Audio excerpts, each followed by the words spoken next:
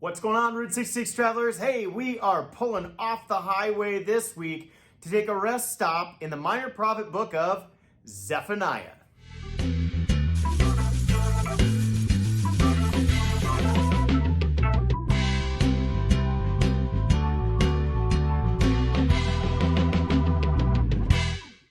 You ever take a look around you at the world and see the giant mess that it's going to be?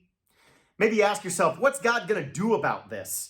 Well, Zephaniah doesn't pull any punches when he prophetically declares an answer to this question as God provides. God says through Zephaniah that I will completely sweep away everything. This ain't just sweeping the dust off the porch. No, this is described as the day of the Lord. But we may ask why? Why such anger and destruction? God, why do you do this? Simple, because of sin. It's deserved based on what choices have been made by you, my people. And there's an odd one that's not often mentioned in the Old Testament. It's much more New Testament oriented, but this sin, it sticks out in the midst of this passage. In chapter 1, verse 12, it says this, I'll punish the men who are stagnant in spirit, who say in their hearts, the Lord's not going to do good or evil. That sin is a state of spiritual indifference. It's like it just doesn't matter. It's like God speaks and then they say, whatever, man. Not a big deal. But see, God is saying, I'm tired. I'm not going to put up with this stagnant, complacent religion anymore. On that day, nothing you offer me, no fame or fortune or wealth or status or position, nothing's going to be able to save you. No. You need to understand, God is not going to accept anything less than total devotion to Him. He says, I'm not going to support the fan who just comes to church because they think it's a good thing or they try to just live a good life. No, I desire a follower. Someone who wants deep connection with me while it can still be found, that wants to seek me, know me more and more. This world's a mess, and what's God going to do about it? Well, first, He's going to bring His wrath. He says, I'm coming. I'm angry. What you need to do is you need to get to the safe house. And you don't be a fan. Fans aren't going to be at the safe house. A fan wants to get close enough to have all the benefits with Jesus, but they don't want to be close enough that it requires actual sacrifice. Instead, you need to be the follower that, as the psalmist says, will know that they dwell in the shadow of the Almighty, in the shelter of the Most High.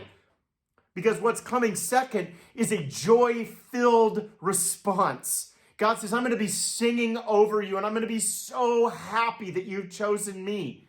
Because after that sweeping happens, we're going to be singing if we're under the cover of the Almighty, because we will have survived the day of the Lord.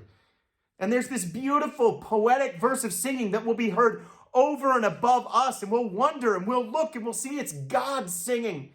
And that's Zephaniah 3:17. It says, the Lord your God is in your midst, a mighty one who will save. He will rejoice over you with gladness. He will quiet you by His love, and He will exult over you with loud singing. See, first, the Lord your God is with you. Guys, this is present tense. This is current. He is closer to you than anyone else ever will be. And this is a central theme to remember each day in our lives if we're going to live a life of real faith. It says He's mighty to save and rescue us. It's like Paul says in Romans 8, we're heirs with God in His future glory. We are more than conquerors because of Him. And then it says He takes delight in you. This is amazing. Guys, really think about this. God takes delight in you. Really? Yes, He does. And He does so in a quiet love, like that mother that so compassionately and tenderly rocks her newborn. He has a quiet love for us as His children. And it says He'll rejoice over you because that's how much you mean to Him. And then He ends it with a greater avenue of comfort. 5 amazing words through His verse in chapter 3, verse 20, where it says, at that time I will gather you. At that time, 5 words, I will bring you home. Yes, and not home as in you know it, but home in the presence of God. So you need to learn to go home where the love is. The world's a mess, so we know God's going to do something about it. His wrath is coming. It's angry. It's ugly. So you got to get to the safe house. But with that comes a covering. And when we step out from that, underneath that covering, a joy and a singing will follow it and commence. So we need to go toward the love. Go home. Because God is crying out, do it now. Do it now so that one day, when my day comes, after it's all said and done, I'll wrap you up into my arms and I will bring you home. Hey, keep studying in your groups with your families and individually. And we'll see you this next week as we step back on the highway and we enter into another really kind of funny named minor prophet, but with another giant message.